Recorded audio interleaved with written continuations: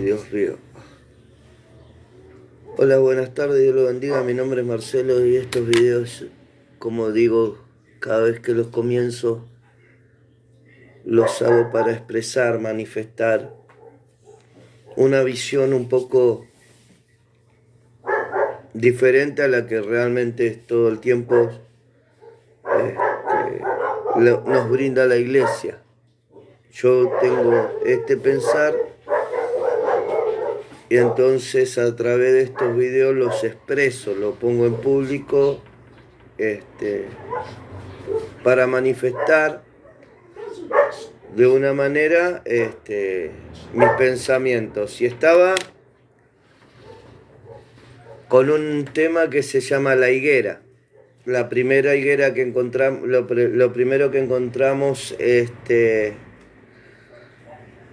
la higuera dentro de la escritura es en el libro de Génesis, capítulo 3, versos 6 y 8. Dice lo siguiente: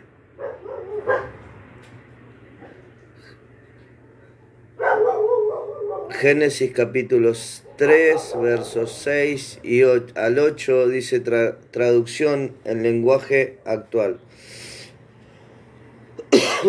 La mujer se fijó que el fruto del árbol sí se podía comer y que de solo verlo se antojaba y daban ganas de alcanzar la sabiduría. Arrancó entonces uno de los frutos y comió.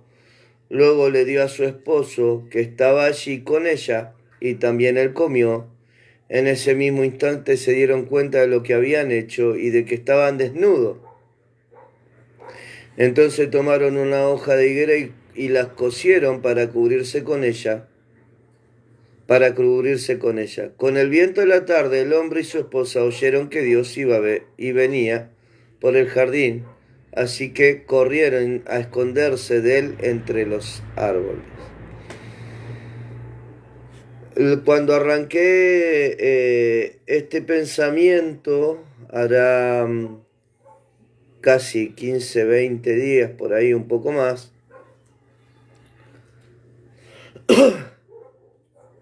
dije que la mujer tuvo un pensamiento, y ese pensamiento era que le antojaba comer del árbol que Dios le dijo que no comiera, y eso trajo desobediencia. Al haberlo probado, se lo dio a su esposo. Por consecuencia, su esposo también desobedece a Dios y ambos pecan. Por ese acto de desobediencia, Dios lo limitó al hombre y a la mujer a un espacio-tiempo llamado tiempo cronológico. De hecho, el tiempo cronológico no es creado por Dios, si es permitido que el hombre lo cree, para que el hombre tenga un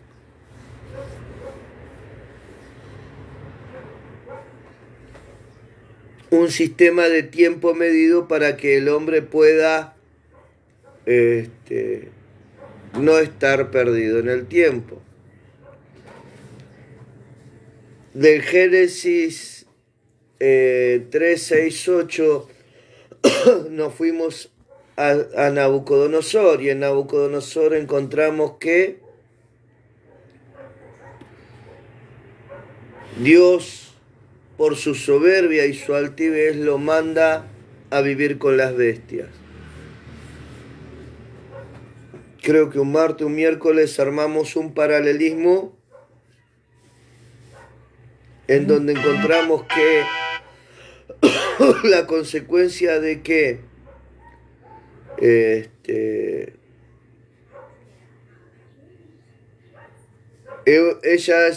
Eva haya desobedecido a Dios, la sacó del Edén.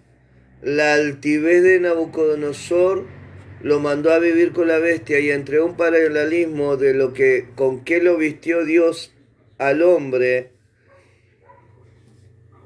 y lo que pasó con Nabucodonosor, nos encontramos con el tiempo de los cavernícolas. Los cavernícolas sí existieron, fueron reales, Pero la consecuencia no era que evolucionaban del mono, sino que la consecuencia para que ellos existieran y se crearan y tuvieran que evolucionar desde una etapa mucho más primitiva a la que Dios había puesto a Adán y Eva, fue la desobediencia que hubo. Por castigo el hombre tuvo que ir avanzando lentamente como civilización para poder alcanzar una madurez en donde pudiera comprender todas las cosas. Después, como habíamos dicho, encontramos la desobediencia de la higuera de Eva, encontramos la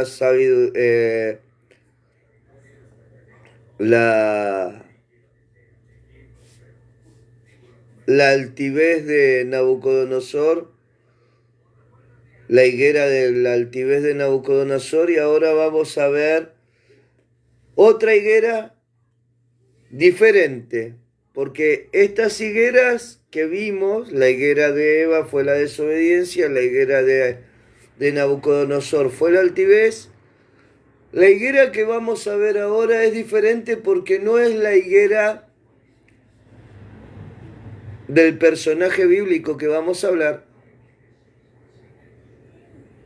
sino que era la higuera de otra persona a la que él estaba sometido. La historia se encuentra en Juan capítulo 1, verso 45 al 51, y la versión Nueva Biblia de las Américas. Dice lo siguiente: Felipe encontró a Natanael y le dijo: hemos hallado a aquel a quien escribió Moisés en la ley y también los profetas. Hemos hallado a aquel que escribió Moisés en la ley y también los profetas, a Jesús de Nazaret, el hijo de José.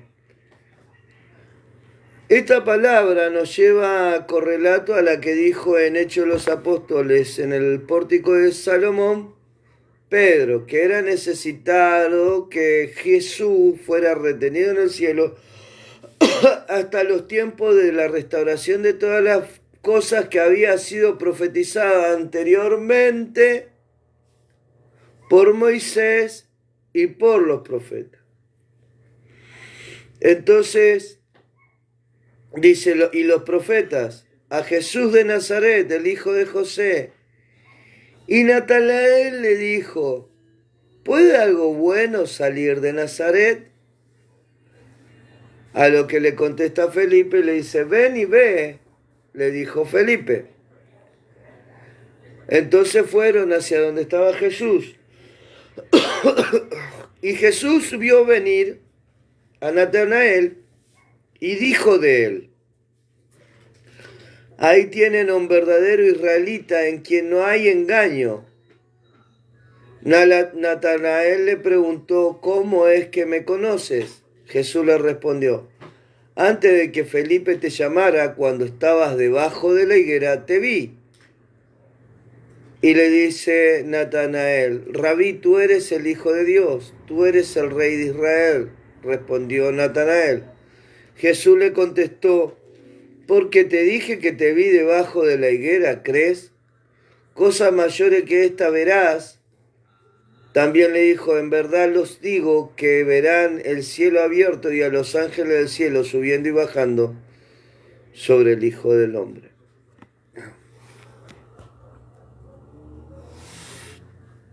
Dijo Jesús, vio venir a Natanael y dijo de él: ahí tienen a un verdadero israelita en quien no hay engaño.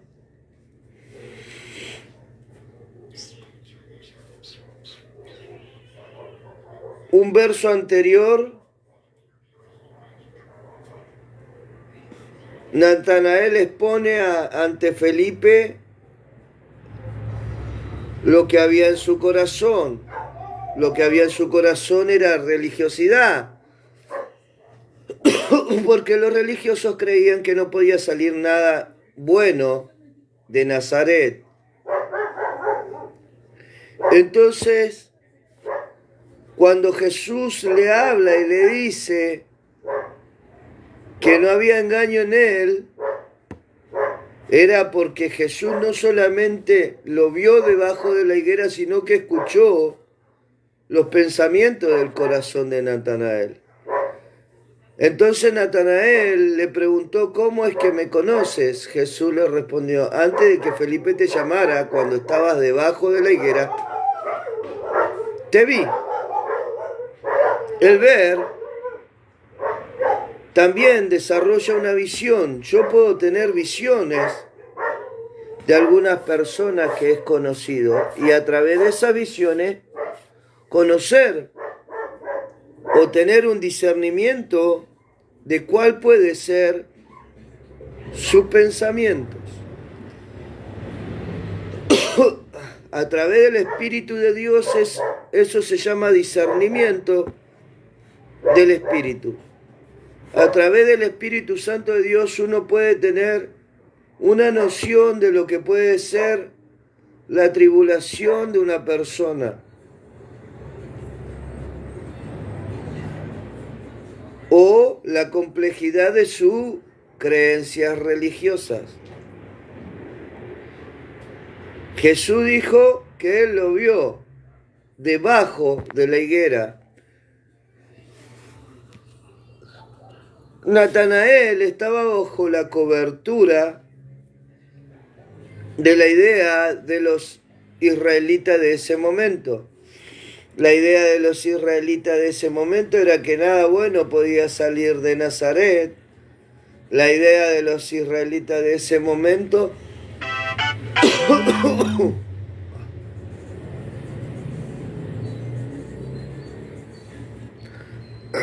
era una iglesia, era religioso, eran pensamientos fariseístas, de escribas, y él estaba bajo la cobertura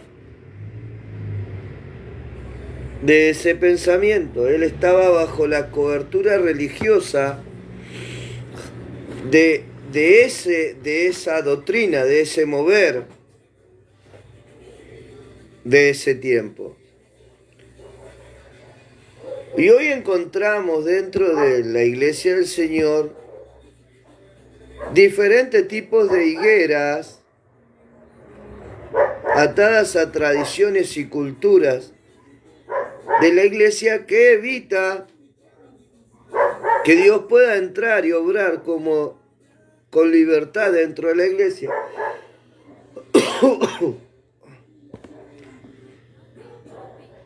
Dice, ahí tienen un verdadero israelita en quien no hay engaño. No había engaño en Natanael. Lo que había era un espíritu religioso asentado muy grandemente en la higuera del pensamiento hebreo e israelita de ese momento. Entonces, Natanael le preguntó, ¿cómo es que me conoces? Y Jesús le respondió, antes que Felipe te llamara, cuando estabas debajo de la higuera, te vi. Cuando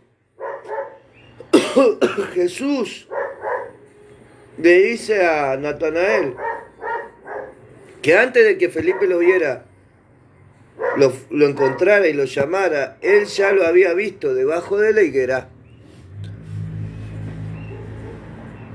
Natanael reconoce el llamado de Jesús.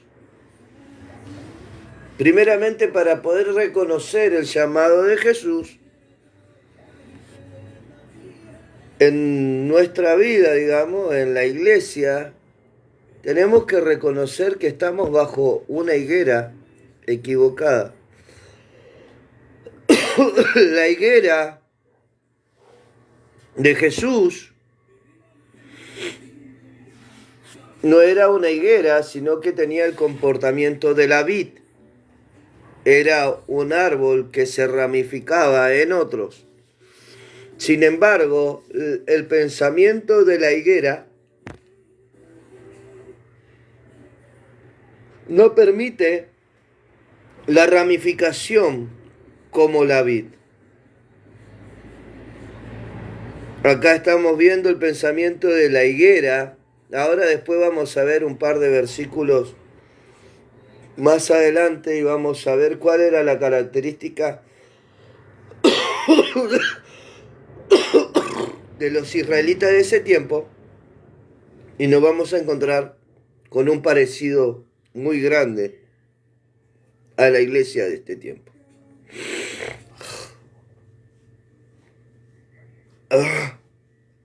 Entonces,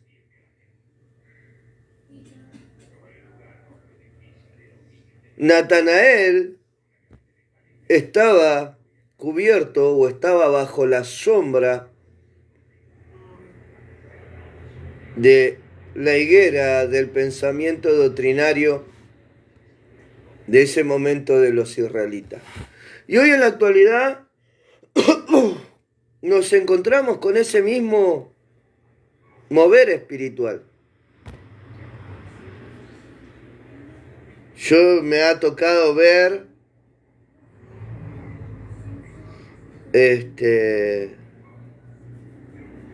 infinidades de situaciones en donde encuentro la higuera religiosa de este tiempo. He encontrado en la iglesia, por ejemplo, no hablemos de la iglesia solamente pentecostal, hablamos de la bautista, hablamos de la luterana, hablamos de la cuadrangular, hablamos de los renovados, hablamos de los prosperidad, hablamos de la iglesia en su conjunto, no estamos separando por líneas,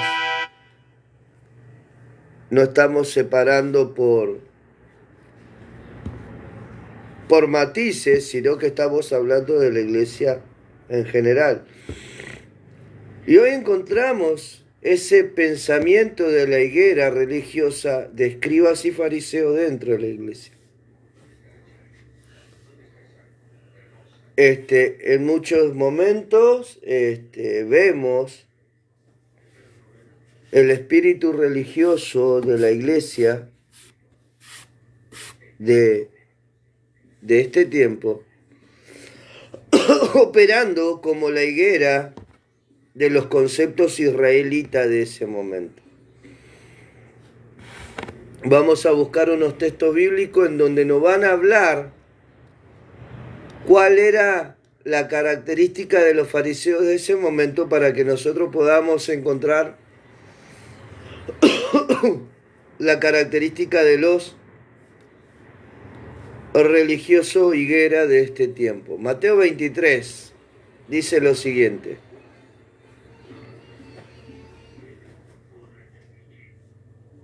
Y lleva como título Mateo 23, Reina Valera 1960. Vamos a ver si hay alguna versión que...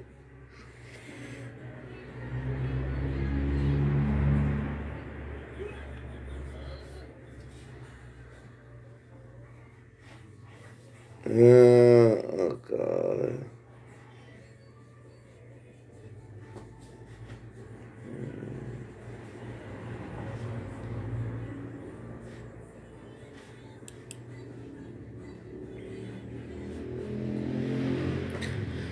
Y dice lo siguiente. Dice la versión Dios habla hoy. Jesús denuncia a los fariseos y a los maestros de la ley. Después de esto, Jesús dijo a la gente y a sus discípulos: los maestros de la ley y los fariseos enseñan con autoridad que viene de Moisés. Por lo tanto, obedézcanlo ustedes y hagan todo lo que les digan, pero no sigan sus ejemplos, porque ellos dicen una cosa y hacen otras. Hoy en la actualidad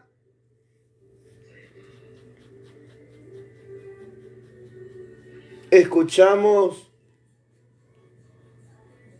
pastores, maestros, evangelistas, profetas, diáconos, bueno, ministerialmente hablando, en todo el contexto del mundo encontramos que Hay muchos que hablan de la doctrina de Dios y que Dios esto y Dios lo otro y la santidad y acá y allá, en un contexto generalizado de las cosas.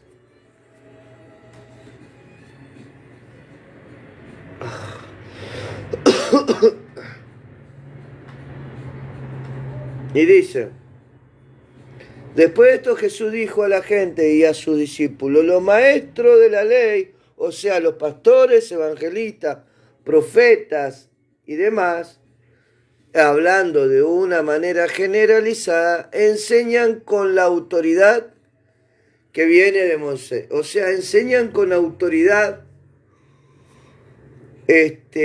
la doctrina que ellos creen o piensan es verdad.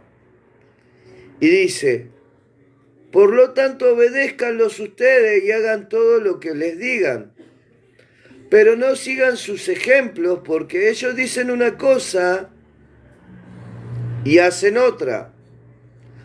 Atan cargas pesadas que es imposible soportarla y la echan sobre los hombros de los demás, mientras que ellos mismos no quieren tocarla ni siquiera con un dedo.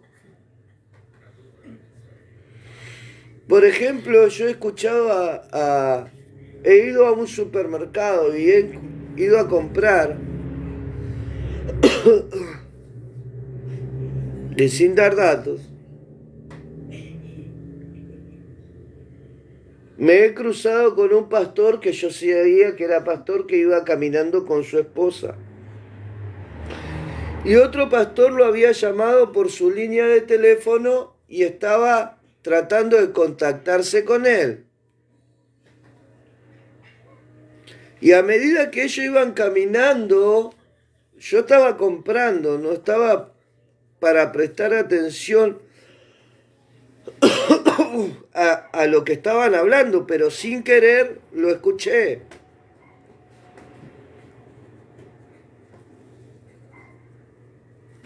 Y la mujer le contestaba al otro pastor que quería hablar con su esposo. Le decía, hola, buenas tardes, Dios me lo bendiga, pastor fulanito, ¿cómo está? El pastor fulanito le dice, calculo yo, porque no escuché su voz, le habrá dicho algo así, hola, ¿cómo está? Quisiera hablar con su esposo, el pastor fulano.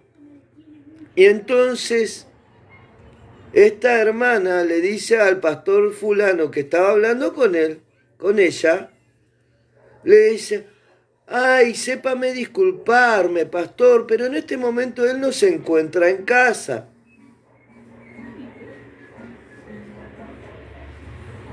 No estaban en la casa, él estaba con ella y podría haberlo atendido. Pero sin embargo, como él no quería atender a su copastor,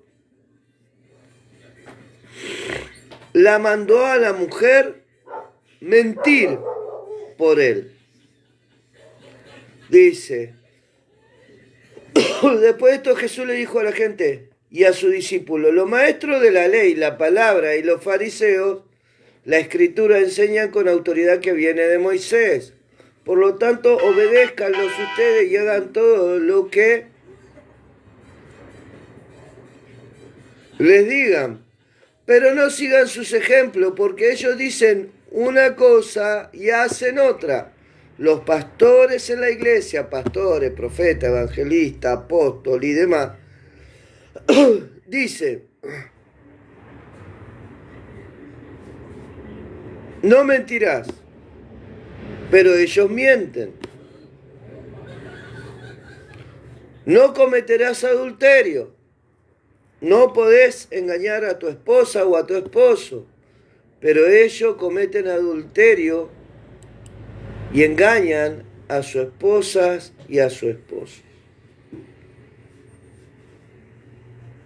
Ellos dicen, no robarás a Jehová tu Dios y los diezmos y las ofrendas.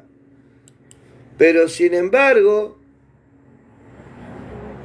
ellos utilizan el dinero que Dios le dio para administrar para el pueblo, para las necesidades de los hijos de Dios, en sus gustos y deleites. En Estados Unidos hay un pastor que no le alcanzaba con tener un jet privado, que se compró otro. Y estamos hablando de aviones que valen millones de dólares.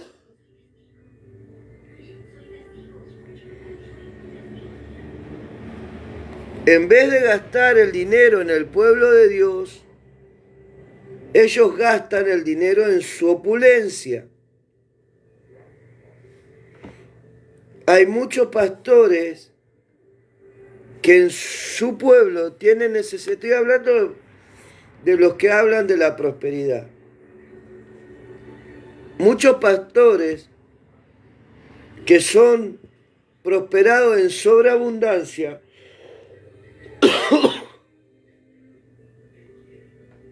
que no bendicen a su pueblo en las necesidades de su pueblo. Yo he visto el caso de un hermano que me comentó la otra vuelta entristecido, que él había conseguido un trabajo estable y él congrega en una iglesia de acá cerca de casa. Y el hombre de Dios es muy próspero. Y él durante años, antes de haberse quedado sin trabajo, él le llevaba sus diezmos y la ofrenda y el sacrificio y el pacto y el plap y el plap y el plap. Él se lo llevaba.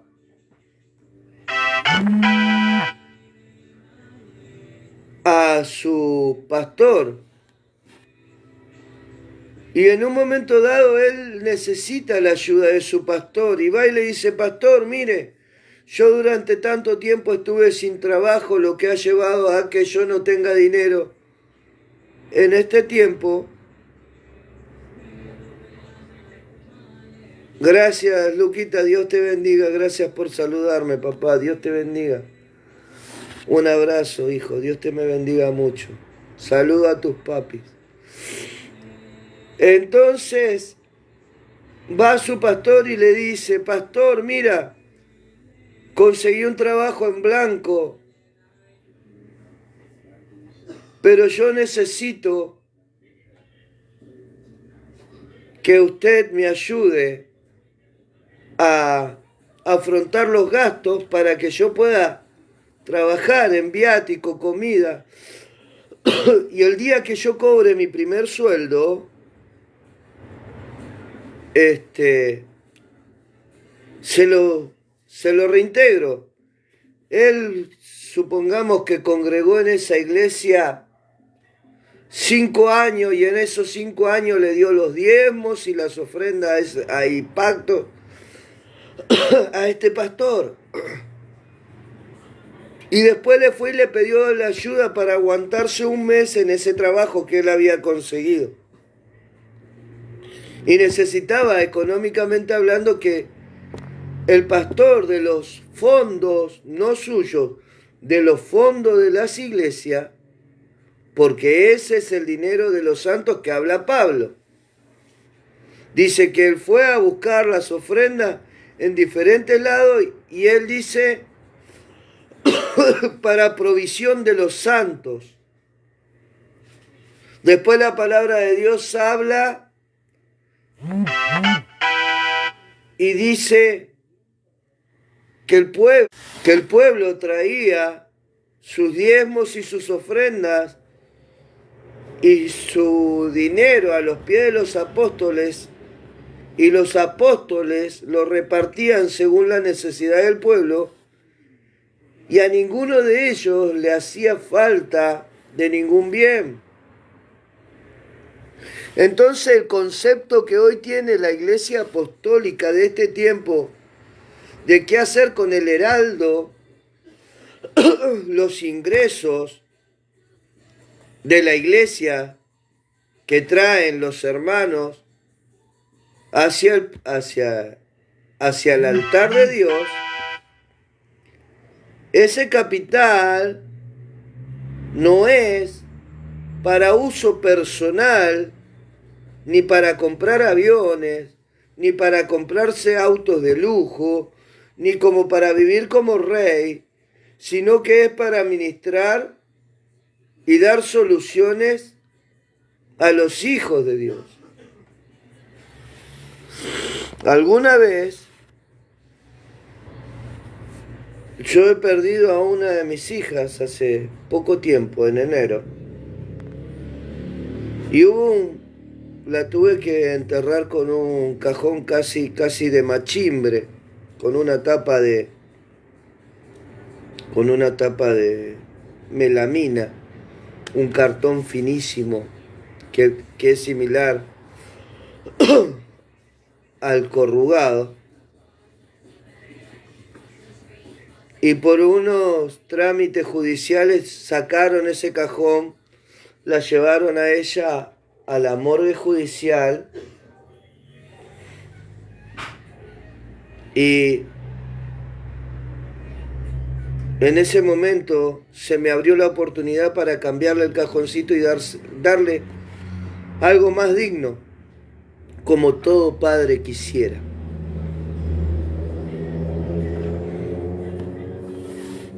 Pero la carga era mucha, yo no tenía la plata en ese momento. Entonces hablé a un pastor conocido y le dije: pastor, mira, necesito de su ayuda. ¿Qué le parece si ese pastor es de la zona de Solano? No voy a dar muchos pormenores porque eso no importa. Necesito su ayuda, pastor.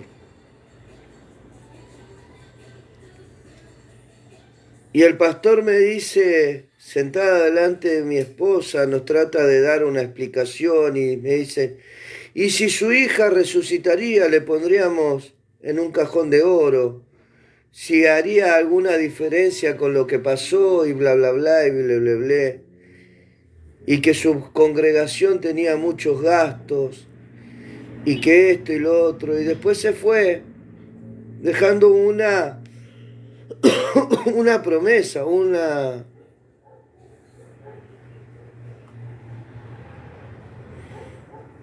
esperanza de que en algo me iban a poder ayudar. Yo no pedía que me regalaran el dinero, pedía un préstamo. Y me dijo: vamos a juntar una ofrenda para ayudarte con ese capital. Gracias a Dios yo no necesité de la ofrenda del pastor, que sí, nunca más le toqué el tema. Y el día del cumpleaños de mi señora tuvo que enterrar nuevamente a su hija en un cajón digno, el 29 de enero de este año.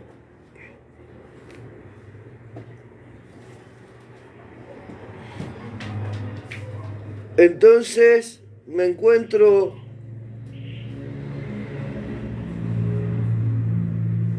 con esto. Por lo tanto, obedézcanlos ustedes y hagan todo lo que le digan, pero no sigan su ejemplo, porque ellos dicen una cosa y hacen otra.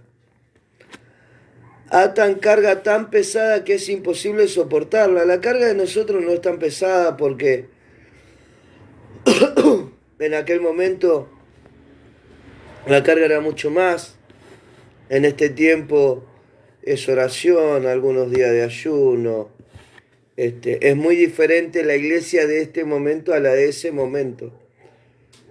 Pero hay veces que también te ponen cargas o te ponen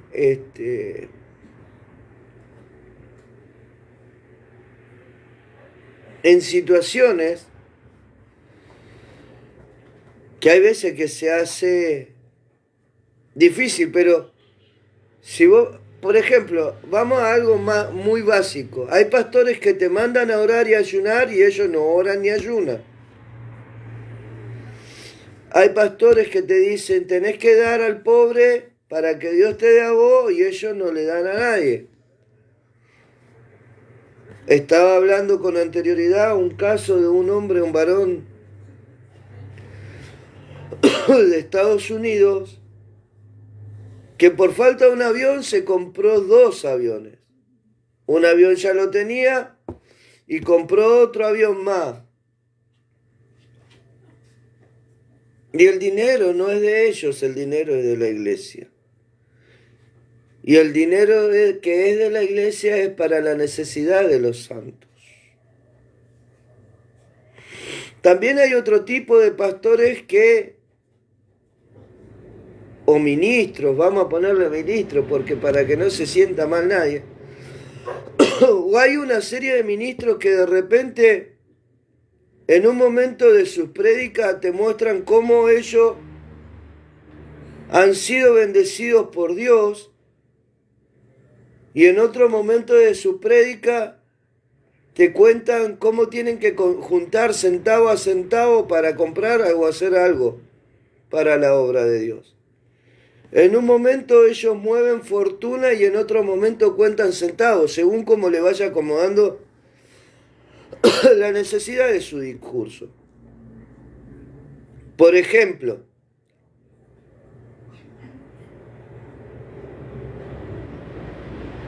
hay pastores que hablan sobre el adulterio y andan con la secretaria de su iglesia.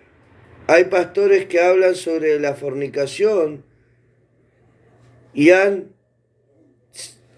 abusado de la confianza de sus asistentes en la iglesia y han abusado sexualmente de ellos. Hay un caso en Estados Unidos que una mujer de 46 años, después de casi 26, 27 años, la cuestión es que ella le recriminó a su pastor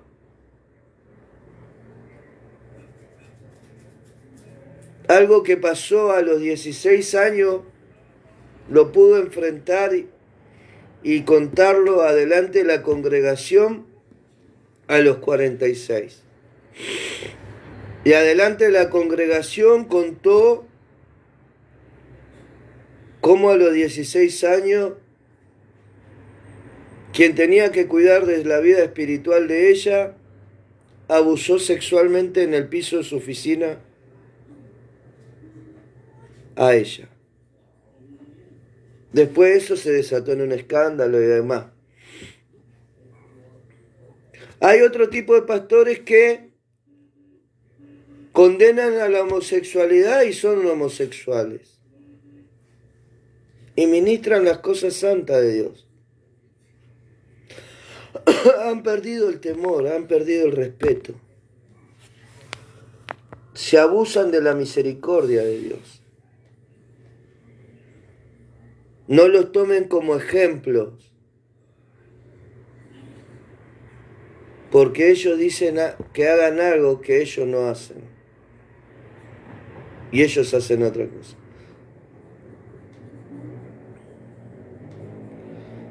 Todo lo hacen para que la gente lo vea. Una vuelta vino una evangelista que dice que es muy usada por Dios a la zona de Solano. Como no di nombre de las otras personas, tampoco voy a dar nombre de esta evangelista.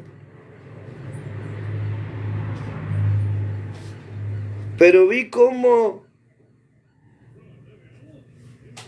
un varón bajito así,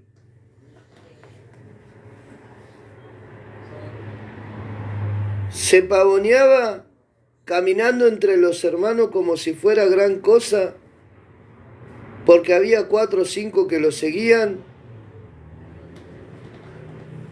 y uno era enorme, como si fuera el Patovica, el guardaespaldas.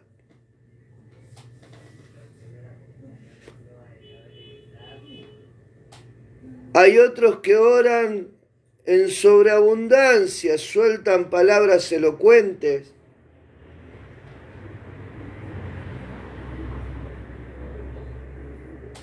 Pero de repente levanta un ojo y mira así al público para ver si su oratoria tiene el efecto que él desea. Y no lo hace para Dios. No hay sinceridad en sus palabras.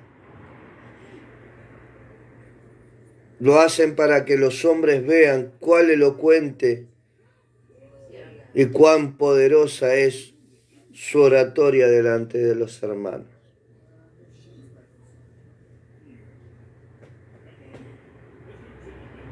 Y dice, mientras ellos mismos no quieren tocarla ni siquiera con un dedo. Hay cargas que ponen sobre los hermanos que ellos nunca lo hicieron. Algunas veces te dicen que han limpiado la inmundicia de los baños, cosa que no ha sido cierta, para que vos las limpies. Pero no es verdad lo que dice. Todo lo hacen para que la gente lo vea. Le gusta llevar en la frente y en los brazos porciones de las escrituras escritas en anchas tiras y ponerse ropas con grandes borlas. Todo lo hacen para que la gente lo vea. En aquel tiempo, aún ahora, en este tiempo en Israel,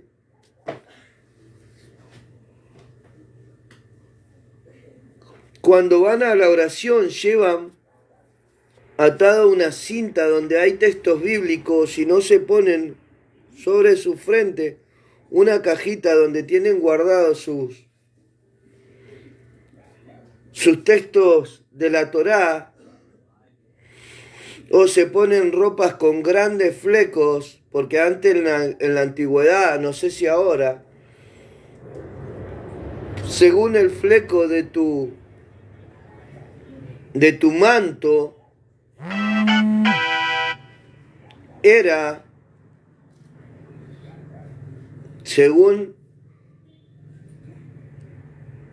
era la importancia que tenías delante del reino. O sea, tu manto era el que si era fleco largo, eras viejo, anciano e importante. Y si tu fleco era cortito, eras principiante o recién comenzabas en el camino. Y eso en la iglesia evangélica no ha cambiado mucho. Y cuando hablo de la iglesia evangélica hablo de la luterana, la bautista, la cuadrangular, los renovados, los prosperados, lo de la sana doctrina. Hablo de todos ellos en común. Tienen la misma higuera, la religiosidad que han armado dentro del cuerpo de Cristo. Dice,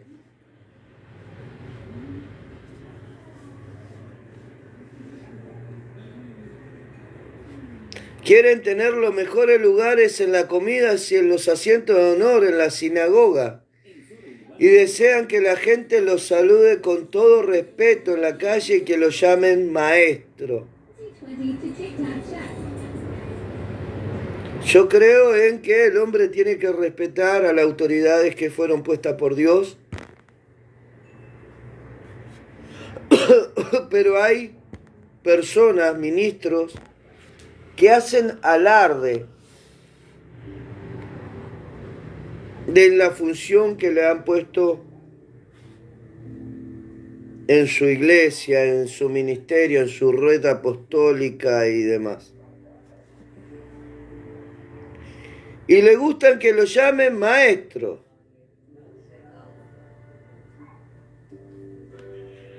Y dice, pero ustedes no deben pretender que la gente lo llame maestro, porque todos ustedes son hermanos y tienen solamente un maestro. Y no llamen ustedes padre a nadie en la tierra, porque tienen solamente un padre. Y esto va en contra de lo que se llama hoy por hoy la doctrina del Padre espiritual.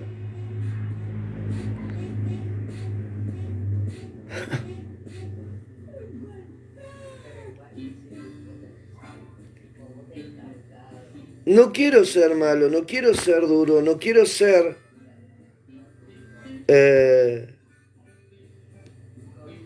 malinterpretado en lo que digo, pero yo tengo que decir las cosas a lo que veo, o a lo que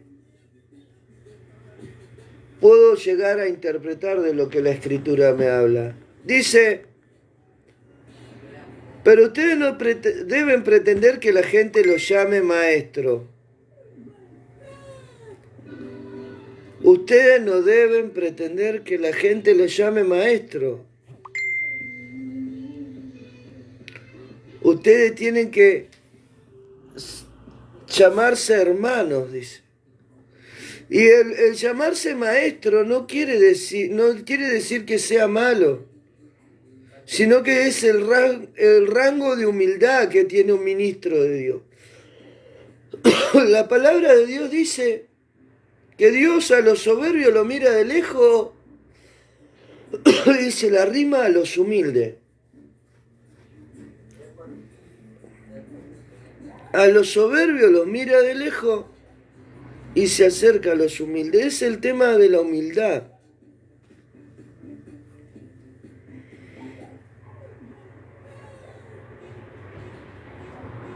Porque todos ustedes son hermanos y tienen solamente un maestro. Y no llamen ustedes padre a nadie en la tierra. Porque tienen solamente un Padre, el que está en el cielo. Hoy veo la paternidad espiritual. Y veo la iglesia con tristeza, lo digo. Yo soy padre de familia. Y yo me esfuerzo todos los días para darle a mi familia el pan diario de cada día. Yo me esfuerzo todo el tiempo de tratar de darle en mi humilde persona lo mejor que puedo a mis hijos y a mi familia. Pero, sin embargo, yo veo que en la familia de la casa de la fe, de Dios, de los hijos de Dios, los famosos padres espirituales lo único que buscan es la honra de los hijos. Si bien es bíblico que dice la palabra de Dios, honrad a tu padre y a tu madre, ellos lo toman y lo llevan a su honra. Y la honra, por lo general, no pasa nunca por el respeto y el compañerismo. Siempre tiene el signo peso en la mano. Ah, no, porque vos me tenés que honrar, porque yo soy tu padre espiritual. Pero sin embargo, en la realidad, un padre es el que deja herencia. Por eso nosotros tenemos herencia en el reino de los cielos. Porque un padre nos dejó herencia. Dios nos dejó herencia en el reino de los cielos. Dijo, no temas manada pequeña, porque a su padre le ha placido daros el reino de los cielos. Sin embargo, vemos que en la iglesia, para ser un buen hijo, tenés que ser un buen honrador del Padre. Paralelismo a lo que dije hace un rato. El dinero que recauda la iglesia no es para que el ministro sea más rico, o compre aviones, o compre coches importantes, o se compre casas importantes, o viva como si fuera un jeque árabe.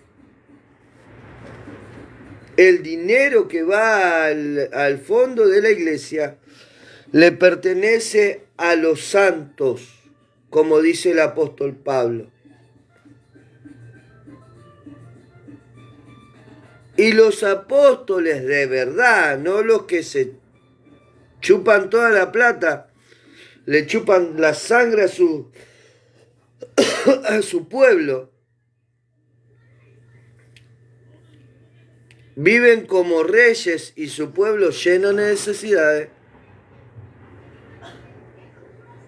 No es así.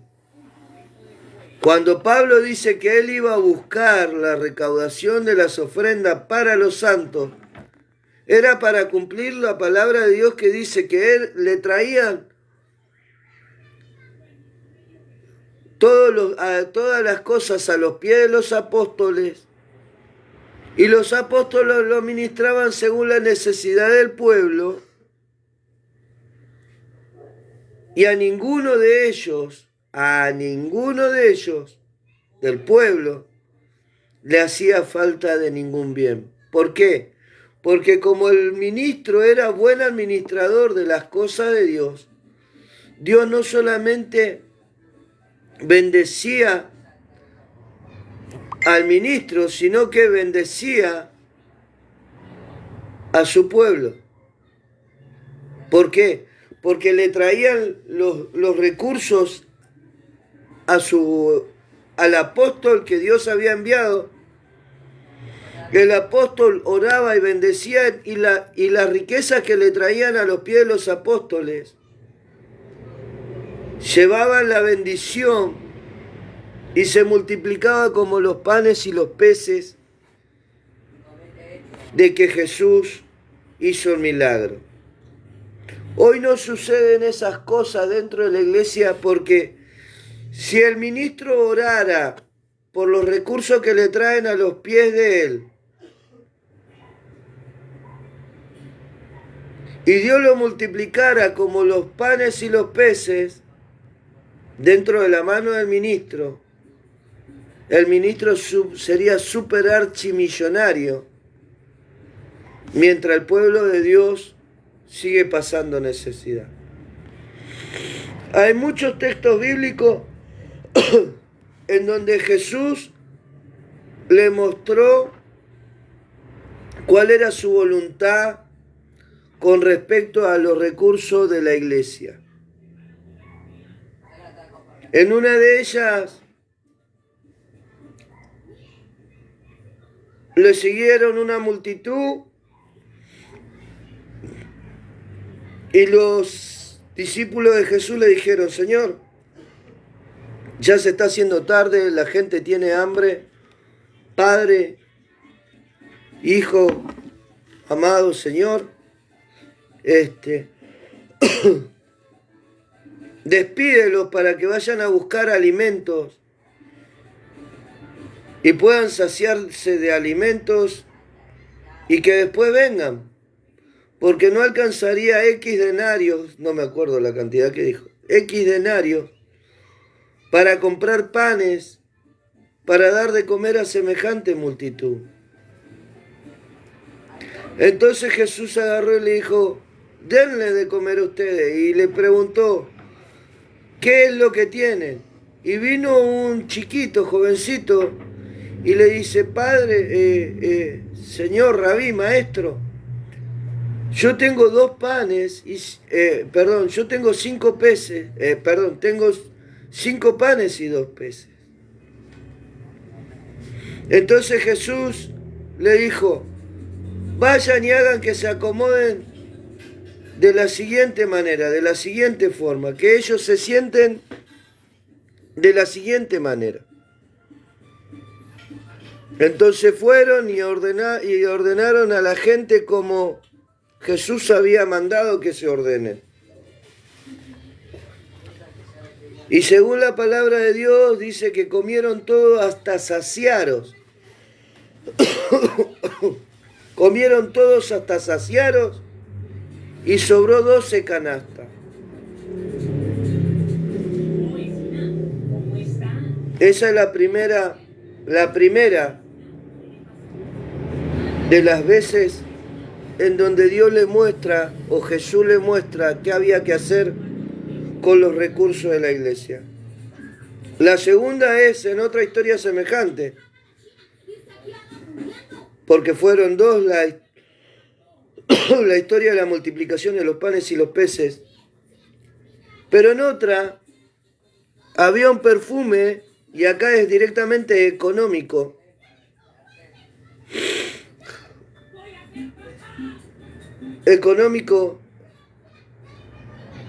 Y es cuando una mujer vino y rompió un perfume carísimo a los pies del maestro y se ungió todo de nardo.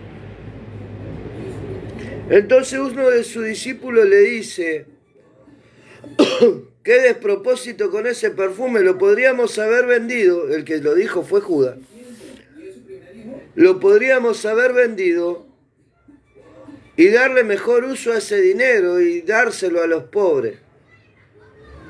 Los discípulos ya habían entendido, comprendido que los recursos de la iglesia había que dárselos a los que menos tenían. Pero Judas, como era quien ministraba los recursos, quería tener el control del dinero que se podía haber hecho con ese perfume. Pero sin embargo Jesús le dijo, ¿no ve que ella me ha embalsamado, me ha perfumado, me ha preparado para mi sepultura? Pero sin embargo a los pobres siempre lo tendrán. Es decir, mirá, este perfume se gastó en mí, a mí me están por hacer, me están por crucificar, me están por hacer esto, me están por hacer lo otro. Y ella lo que hizo fue un acto de caridad para que su nombre sea recordado a donde se predicara este evangelio. Entonces, también le dice, y a los pobres siempre lo tendréis. No te preocupes por el perfume si vos tenés la plata para compartir con los pobres, a ellos siempre lo vas a tener. O sea, siempre la iglesia tenía que juntar los recursos, la administración pasaba por la mano de los discípulos de Jesús, era bendecido y ellos repartían conforme a la necesidad del pueblo de Dios en ese momento. Yo sé que este no es un mensaje muy evangelístico, yo sé que este es un mensaje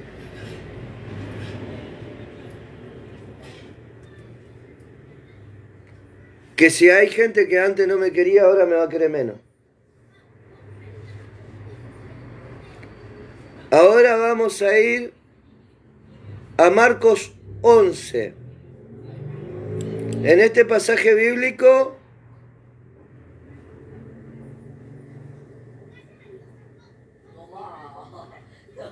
Jesús había participado. En este voy a ir directamente. Jesús me dice, la higuera, Jesús purifica el templo, pero para hacer una reseña de esto, este es el versículo de la entrada a Jerusalén triunfal de Jesús.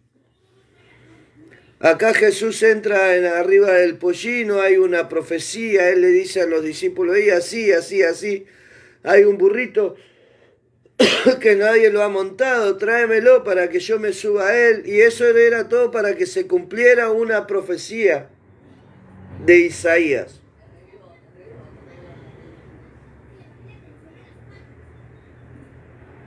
Después viene Hosana, bendito el que viene en el nombre del Señor, bendito el reino que viene, el reino de nuestro padre David, Hosana en las alturas. Entró Jesús en Jerusalén y se dirigió al templo.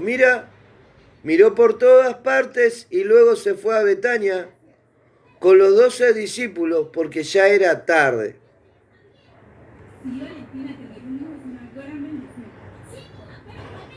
El día que fue a Jesús al templo, fue y miró la situación en la que estaba el templo, vio, Jesús lo vio a Natanael debajo de la higuera, símbolo de la doctrina, no solamente del Israel de aquel tiempo, sino la doctrina de la iglesia actual. Jesús vio, Jesús todo lo ve.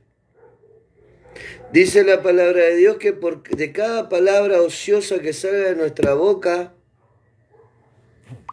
nosotros seremos juzgados. Nosotros seremos juzgados delante del Señor. Por cada palabra que ha salido de nuestra boca. Entonces Jesús dice, Hosana, bendito el que viene en el nombre del Señor, bendito el reino que viene, el reino de nuestro Padre David, Hosana en las alturas. Dice, entró Jesús en Jerusalén y se dirigió al templo. Miró por todas partes y luego se fue a Betania con los 12 discípulos, porque ya era tarde. Jesús fue y miró lo que estaba pasando en el templo. Y él, cuando fue y miró por todos lados lo que estaba pasando en el templo, tomó una decisión: irse a Betania, que es un pueblo más o menos cerca de Jerusalén. Después viene un título que dice, Jesús maldice la higuera sin fruto. Al día siguiente, cuando salían de Betania, Jesús sintió hambre de lejos. Vio una higuera que no tenía hojas y se acercó a ver si también tendría fruto. Pero no encontró más que las hojas porque no era tiempo de higos. Entonces le dijo a la higuera, nunca más nadie va a comer de tu fruto. Y sus discípulos lo oyeron. Natanael, Eva, se tapó con las hojas de la higuera para tapar su desnudez por su desobediencia. Vino 3 veces Dios a la tierra buscando fruto de su iglesia y no lo encontró. Nabucodonosor, por su altivez, fue echado a las bestias. Eva, por su desobediencia, fue sacada del Edén. Jesús maldice la higuera que estaba sobre Natanael. La higuera representa a un pensamiento, y el pensamiento en el que estaba Natanael era el doctrinal de los escribas y fariseos de aquel momento. Y nuestro Natanael actual está bajo las doctrinas falsas, mal fundamentadas de la iglesia de este tiempo. Dentro de la iglesia hay personas que atan cargas sobre las demás que ellas no son capaces de llevar. En nuestras iglesias hay hombres y también mujeres de Dios que le acusan de robar a los hermanitos que no pueden diezmar y ofrendar, o que tal vez no tengan ganas de ofrendar y diezmar. La palabra de Dios dice en el libro de Isaías, prefiero la obediencia antes que el sacrificio. Hay veces que la persona por situaciones han endurecido su corazón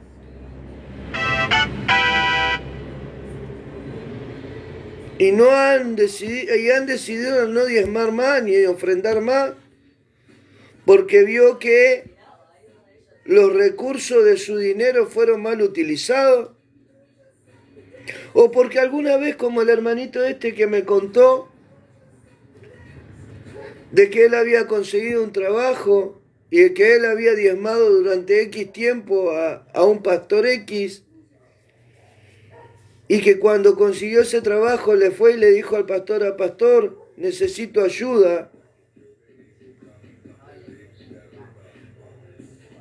para poder cubrir el mes, para poder tener el trabajo. Él después consiguió la plata por otro lado. Pero el pastor le dijo que lo ayudara, que usara su fe, que su fe era la que hacía que que él tuviera dinero. Entonces le aconsejó a este hermanito que usara su fe para tener él el dinero.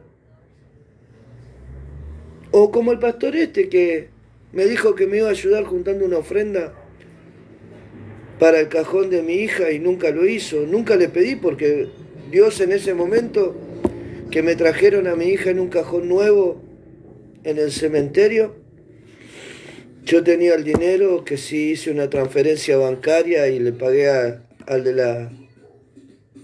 la morgue, al de la funeraria, por el servicio que me hizo. Una vuelta escuché una vuelta me lo contó un apóstol esto, pero después lo escuché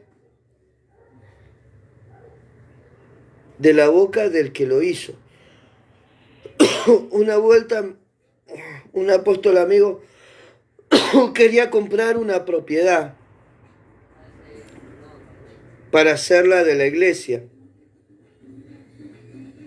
Entonces en ese momento su padre espiritual, la palabra de Dios dice, no llaméis padre a ninguno de la tierra porque uno es el padre, pero a su padre espiritual, todo lo que yo hablo es bíblico, aunque no me vea nadie, yo no necesito que alguien me vea, yo necesito hablar verdad para que Dios utilice la verdad que yo digo en las cosas que Él quiere hacerlo, para que yo fuera recompensado.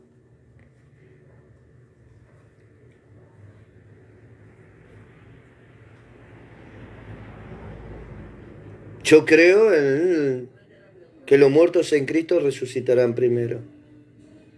Y hace tiempo Dios me preguntó, me habló y me dijo, si Él me devolviera la vida de mi hija y mi nieta, yo seguiría fregando baños porque es a lo que me dedico, laboralmente hablando. Soy empleado de limpieza de una fábrica. Yo le dije que sí, que sin ningún problema. Y yo después dije varias veces, lo he dicho. Y me consideraría bien pago si Dios hiciera eso por mí. Todo lo que hablo tiene fundamento bíblico. Lo del Padre, que Jesús le dijo, no llaméis Padre a nadie en la tierra. La doctrina del Padre espiritual no está dentro de los fundamentos propiamente dicho de la palabra, porque estamos hablando de algo que literalmente dejó estipulado Jesús. No lo dijo Pablo, no lo dijo Pedro, no lo dijo Mateo, no lo dijo Lucas, no lo dijo Juan, no lo dijo Bartolomé, no lo dijo Natanael, no lo dijo Felipe, lo dijo Jesús. Y Jesús dijo, no llaméis en la tierra a nadie Padre, porque uno es su Padre, el que está en el cielo.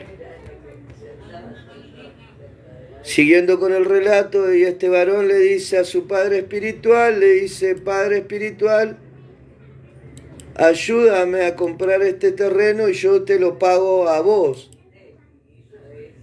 Y este varón de Dios le ofrendaba bien, o sea, le daba un buen dinero a su paternidad espiritual. Vuelvo a decir, yo creo que los padres hacen recursos para generar herencia a sus hijos, no al revés, sus hijos hacen recursos para honrar a sus padres. Yo creo que las cosas vienen de arriba hacia abajo, no que van de abajo hacia arriba en esta cuestión. Si hablamos de planta, primero hay que sembrar una semilla para que después esa semilla vaya a la redundancia. La raíz primero va hacia abajo para después salir hacia arriba.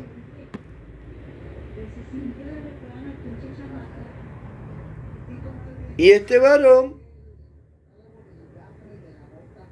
le dijo que no, que él no lo iba a ayudar económicamente. Pero sí él recibía los recursos económicos que este varón le daba.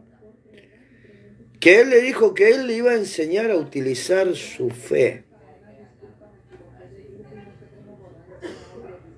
Y eso quedó ahí. Después en el tiempo, en una prédica o en algo que estaba hablando, el titular, la persona concreta de lo que estaba diciendo, dijo, alguna vez en Solano, un hijo espiritual que yo tenía, bla, bla, bla, me vino a plantear la compra y yo le dije, no, yo te voy a enseñar a tener la fe para hacer tal cosa o tal otra.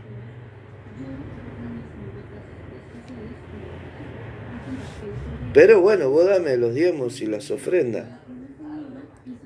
Y creo que yo sinceramente creo que las cosas no son así. Pero yo soy un neófito en toda la escritura, en todas estas cosas, yo soy un ignorante. Que sí puede ser que yo esté equivocado, pero no lo creo. Ahora, concretamente, para dar un cierre a todo lo que estoy diciendo, concretamente, ¿en qué tipo de iglesia estamos parados nosotros hoy, en la actualidad?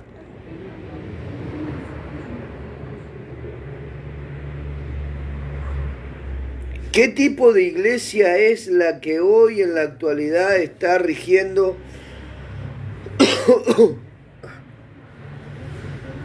la vida de las almas del pueblo de Dios? Y dice Apocalipsis capítulo 14, verso 22, dice, el mensaje a la Odisea.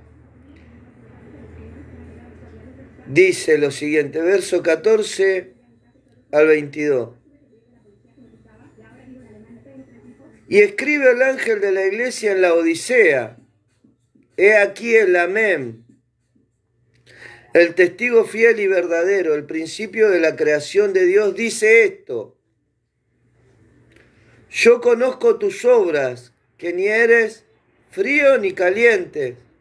Ojalá fuese frío o caliente, pero por cuanto eres tibio y no frío ni caliente, te vomitaré de mi boca. Hoy la iglesia, en un 70 o un 75% de la iglesia, no tienen pasión por la obra de Dios.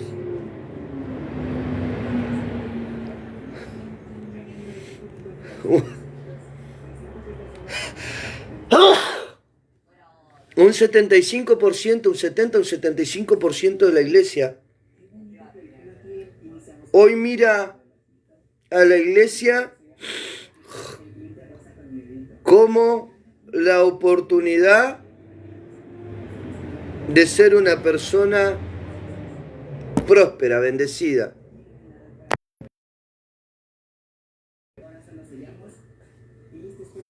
Llena de recursos. Si usted va a la juventud de nuestra iglesia hoy y les pregunta, si sentáramos a 1000 chicos y sacáramos a Jesús y pusiéramos, le diéramos la libertad de expresar sinceramente a qué persona le gustaría que su ministerio o su personalidad manifestara, muchos dirían a Cachito Luna, no, estoy nombrando porque ahora sí necesito nombrar. Otros nombrarían a Maldonado, otro a Benihim, otro a Carlos Garriham, otros a Pronesti, otros a Marcos Witt, otro a... Bueno, pónganle el nombre que quieran. Tienen la libertad de imaginarse esa pregunta a los jóvenes. Pero muy pocos, muy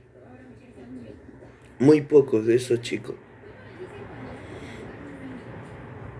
dirían que quisieran parecerse a Jesús. Muy pocos de esos chicos quisieran parecerse a mí. A un humilde limpiador de baños.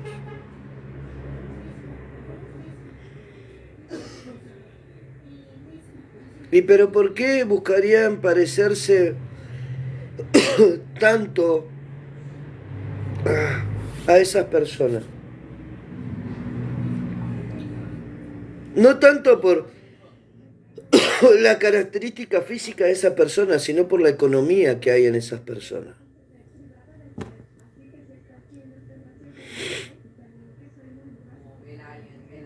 Jesús dijo, aquel que quiera ser digno de mí va a tener que negarse a sí mismo, tomar su cruz y seguirme. Ese era el pensamiento de la iglesia, el mensaje de la cruz. Todo aquel que quiera guardar su vida la perderá, y aquel que la pierda por causa mía la ganará. Pero sin embargo, hoy el mensaje de la iglesia es todo lo contrario. Sí, porque Dios nos va a llevar a viajar a las naciones, sí, porque Dios nos va a prosperar con esto. Sí, Dios tiene la capacidad de dar todo porque Él es el dueño del oro y de la plata. La tierra es de Él, la plenitud de la tierra es Él, la eternidad es de Él, todo es de Él.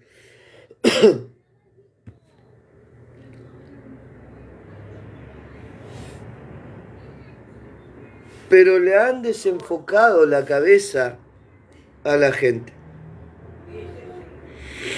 En vez de estar enfocada en la cruz, están enfocados en el avión que me voy a tomar para ir a Chile, a Ecuador, a Bolivia, en las ofrendas que me van a dar en Bolivia, en Chile, en Ecuador, los dólares que me van a dar en Estados Unidos. Me voy a ir a predicar a Europa, me voy a ir a predicar a Asia, me voy a ir a predicar a Honolulu, a Hawái, me voy a ir a predicar a Puerto Rico, a Costa Rica, me voy a ir a predicar a las naciones. Pero andalo a predicar a Haití, mandalos a predicar a Afganistán, mandalo a predicar a Ucrania en este momento. De 1.000, 2.000, 3.000 chicos. No estoy hablando de chicos solamente, estoy hablando de chicos de mediana edad, chicos de 18, 19 años, estoy hablando jóvenes de 30 y moneda, estoy hablando de personas de 50 años. Todos quieren ir a Europa, a Miami, a Orlando, a Costa Rica, pero mandalos a predicar a los refugiados de Ucrania, mandalos a predicar a Uganda. Ahora cualquiera quisiera ir a Uganda porque encontraron 31 millones de toneladas de oro. Va a pasar a ser un país próspero.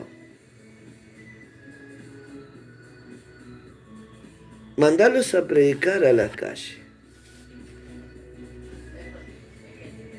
El juicio a las naciones.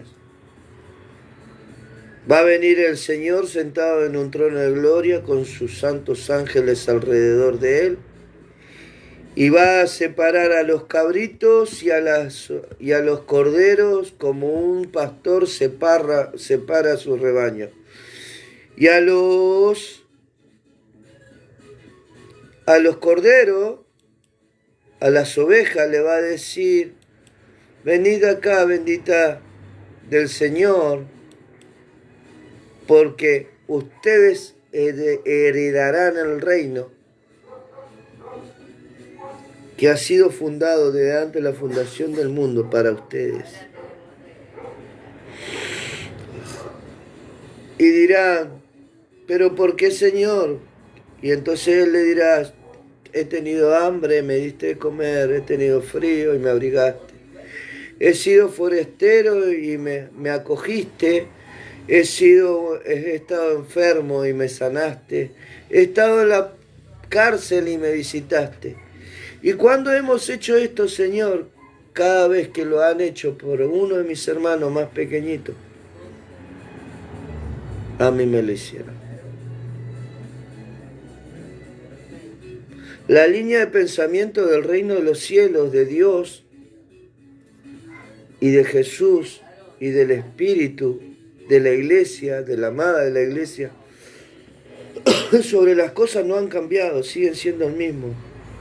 Tuve hambre y me diste de comer, tuve frío, me abrigaste. Estuve enfermo y me cuidaste, estuve preso y me visitaste, estuve desnudo y me vestiste. Y los cabritos, la imagen de esta iglesia, la Odisea. Se ha perdido la pasión por la vida de los demás.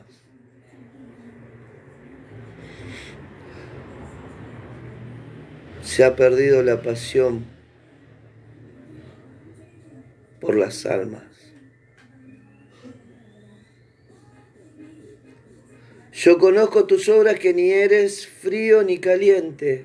Ojalá fuese frío o caliente, pero cuanto no eres tibio y no frío ni caliente, te vomitaré de mi boca. Porque tú dices, yo soy rico y me he enriquecido y de ninguna cosa tengo necesidad. Y no sabes que tú eres un desventurado, miserable, porque pobre, ciego y desnudo. ¿Y por qué considera, ya hablamos de la pasión de la iglesia, por qué considera Jesús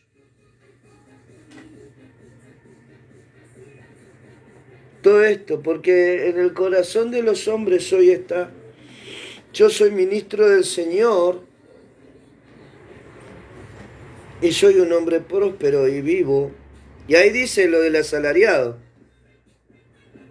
El asalariado no les importa las ovejas. Al asalariado no les importa las almas. A Jesús sí, por eso a los 12 años se sentó a debatir con los maestros de la ley. Y cuando su madre lo buscaba, le dijo, es necesario que en los negocios de mi padre yo esté. Si fue necesario para un chico de 12 años estar en el negocio de su padre, ¿cuánto más para un hombre de 50? Que hoy soy yo. Yo hoy tengo 50 años. Si un nenito de 12 años se dio cuenta lo importante que eran las almas de Dios y que ese era el negocio rentable del Señor,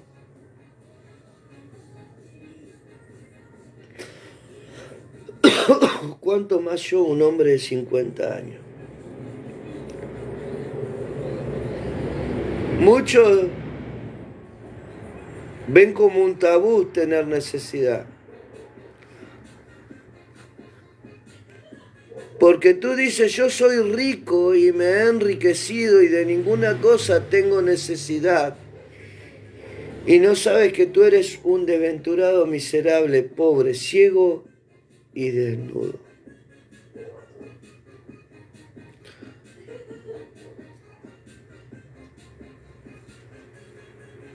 Lo más triste que le puede pasar a un ministro de Dios es ser una persona miserable, pobre, ciega y desnuda. Desnudo porque no tiene la cobertura de Dios, ciego porque no entiende el tiempo profético en el que está viviendo, pobre porque es pobre de espíritu y miserable porque hay mucha mezquindad en su corazón. El caso está del varón de que recibía de los diezmos del hermano y que cuando el hermano lo necesitó, él cerró su mano para ayudarlo. Pero Jesús deja un consejo, dice 18, por tanto yo te aconsejo de mí compres oro refinado en fuego para que seas rico y vestidura blanca para vestirte y que no se descubra la vergüenza de tu desnudez y unge tus ojos con colirio para que veas. Yo reprendo y castigo a todo lo que amo. Sé pues celoso y arrepiéntete. He aquí yo estoy a la puerta y llamo, y si alguno oye mi voz y abre la puerta, entraré a él y él cenará, y cenaré con él y él conmigo. Al que venciere le daré que se siente conmigo en mi trono, así como yo he vencido y me he sentado con mi Padre en su trono. El que tiene oído, oiga lo que el Espíritu dice a la iglesia. Si bien a la Odisea le encontramos todos los defectos, no sabe leer los tiempos proféticos, está desnuda, es miserable, es pobre en espíritu, ciega y desnuda, Jesús le da un consejo y le dice: compra oro de mí, refinado en fuego, para que seas rico, y vestidura blanca para vestirte, arrepiéntete, que nadie se dé cuenta de tu desnudez, de lo que has perdido. Y unge tus ojos con colirio para que veas lo que está pasando. Jesús vio la higuera en la que estaba Natanael. Y después agarró y les dijo a los escribas y fariseos cómo eran. Y después, antes de ir a la cruz, fue y volcó la mesa de los cambistas, Marcos 11. Dice: Jesús maldice la higuera sin fruto. Jesús purifica el templo. Después que llegaron a Jerusalén, Jesús entró al templo y comenzó a echar de allí a los que estaban vendiendo y comprando. Volcó la mesa de los que cambiaban dinero a la gente y los puestos de los que vendían palomas, y no permitía que nadie pasara por el templo llevando cosas. Y se puso a enseñar diciendo: en la Escritura dice: mi casa será declarada casa de oración para todas las naciones. Pero ustedes han hecho de ella una cueva de ladrones. Al oír esto, los jefes de los sacerdotes y los maestros de la ley comenzaron a buscar la manera de matar a Jesús, porque le tenían miedo, pues toda la gente estaba admirada de su enseñanza. Pero al llegar la noche, Jesús y sus discípulos salieron de la ciudad. A la mañana siguiente pasaron junto a la higuera y vieron que se había secado de raíz. Entonces Pedro, acordándose de lo sucedido, le dijo: Jesús, Maestro, mira, la higuera que maldijiste se ha secado. Jesús contestó: tengan fe en Dios, pues le aseguro que si alguien le dice a este cerro: quítate de ahí, arrójate al mar, y no lo hace con duda, sino creyendo que ha de suceder, lo que dice entonces sucederá. Por eso le digo, por todo lo que ustedes pidan en oración, crean que ya lo han conseguido y lo recibirán. Y cuando estén orando, perdonen lo que tengan con otros, para que también su Padre que está en el cielo les perdone. El pensamiento de Nabucodonosor, el altivez: oh, yo he conseguido todas estas cosas de la gloria de Babilonia, cuán grande soy yo. Lo llevó a vivir con las bestias de los campos.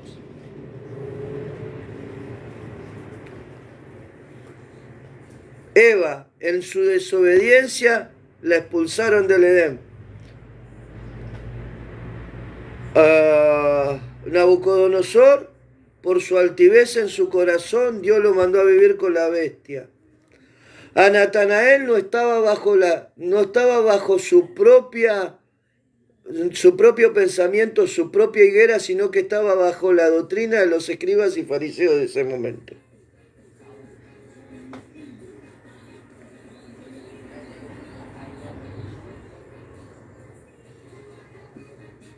Jesús denuncia a los escribas y los fariseos, no de aquel tiempo solamente, a lo de este tiempo también y a los que vendrán también.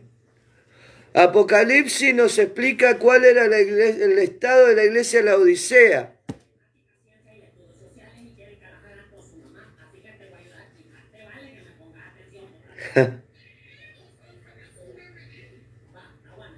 La iglesia de la Odisea decía que era rica y que no tenía ninguna necesidad, y Jesús decía: eres pobre, ciega, desventurada, miserable. Pero a ella le da una oportunidad, le dice: arrepiéntete.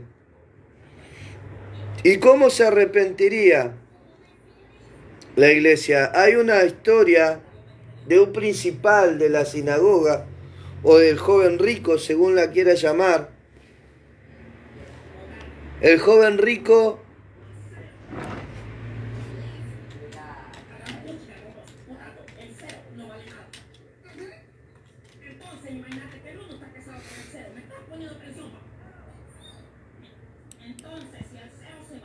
tuvo una conversación con Jesús. Dice el joven rico, cuando Jesús salía para irse, vino un hombre corriendo y arrodillándose delante de él le preguntó, Maestro bueno, ¿qué haré para heredar la vida eterna? Jesús le respondió, ¿por qué me llamas bueno?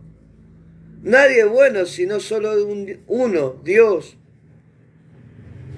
Y le dice lo siguiente, el verso 19, tú sabes los mandamientos, no mates, no cometas adulterio, no hurtes, no des falso testimonio, no defraude, honra a tu padre y a tu madre.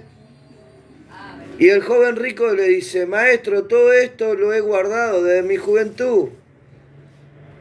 Dijo el hombre. Jesús mirándolo, lo amó y le dijo, una cosa te falta, una cosa te falta. A la iglesia de la Odisea, una cosa le falta. Y dice,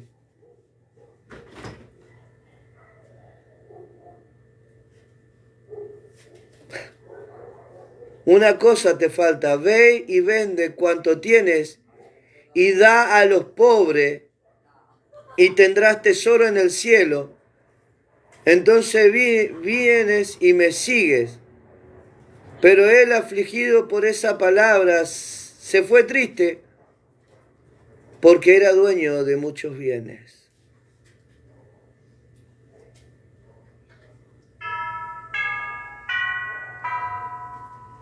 A los ministros que le cabe el poncho de la palabra no es mía, va y hace lo que Dios quiere que ella haga. Hoy están parados en la iglesia La Odisea. ¿Y por qué? Porque ellos son los cabritos del que habla Jesús en el juicio de las naciones. Y vendrá y separará los cabritos de las ovejas y le dirá a las ovejas, entrad al reino de los cielos que fue preparado delante de la fundación del mundo para vosotros. Y ellos dirán, ¿por qué, Señor? Y él le dirá, porque tuve hambre, tuve frío, tuve sed, tuve enfermo, me abrigaste, fui forastero, me acogiste, estuve preso y me visitaste. Y a los cabritos le dirá, apartado de mí, hacedor de maldad, porque tuve frío, no me abrigaste, tuve hambre, no me diste de comer, estuve enfermo y no me sanaste, estuve preso, no me visitaste. Y ellos le preguntarán, ¿y cuándo hemos hecho todo esto? Y él le dirá, por cuanto no lo hicieron con uno de estos pequeñitos, a mí no me lo hicieron. Y a las ovejas le dirá, por cuanto la hicieron a una de mis pequeñitas, a mí me la hicieron. Entonces, ministro, que puedas estar viendo o escuchando en el Espíritu de Dios esto que estoy hablando. Déjame darte un consejo, arrepiéntete. Quédate con lo necesario que es para que puedas vivir, tú y tu familia bien, pero devolverle a la casa del Señor lo que es del Señor. Y cumplir lo que dice la palabra de Dios, que dice que el pueblo traía la riqueza a los pies de los apóstoles y los apóstoles la repartían según la necesidad del pueblo. Y a ninguno le hacía falta de ningún bien. ¿Por qué? Porque estaban haciendo conforme a la palabra de Dios. ¿Y de dónde saca que Jesús tiene 3 casos? A donde uno es de prosperidad, cuando Dios a través de Jesús multiplica los panes y los peces, y eso sucedió 2 veces. La otra es la del perfume de nardo, cuando Judas dice, pero se podría haber hecho otra cosa con este perfume. Se malgastó, entonces Jesús le dijo, pará, ella me está preparando para la sepultura. A los pobres siempre lo tendréis. Y en este último texto, Marcos 10, verso 17 al 30, Jesús le da un consejo a lo de la iglesia Laodicea. Arrepiéntete. Vende todo lo que te sobra. Dáselo a los pobres. Porque el que sea el más rico acá, y si no es voluntad de Dios, va a ser el más pobre en la eternidad. Y el que sea el más pobre acá, si no es voluntad de Dios, va a ser el más rico allá, en la eternidad. Que sí, amado Dios, Padre Celestial, he creído lo que tu palabra me ha enseñado en este día, Señor, y la suelto al viento de tus cuatro espíritus, Señor, para que recorran la tierra, Señor. Conforme a lo que tú me has dicho, yo he hablado, Señor. Llévala a los corazones, Señor. Llévala con paz, Señor, con mansedumbre de espíritu, para que nadie se sienta herido, Señor, que se sientan confrontados con la verdad de tu palabra, para que puedan arrepentirse y volverse a sus primeras obras, Señor. Para que en los tiempos de la restauración todas las cosas sea una realidad en la iglesia, Señor. Y no sea solamente un deseo, Señor. En el nombre de Jesús bendigo tu palabra y bendigo a todos los que la escuchan, Señor. La suelto en tu espíritu para que tú la lleves a donde tú quieras, Señor. En el nombre de Jesús. Gracias, Señor, por haberme acompañado. Amén.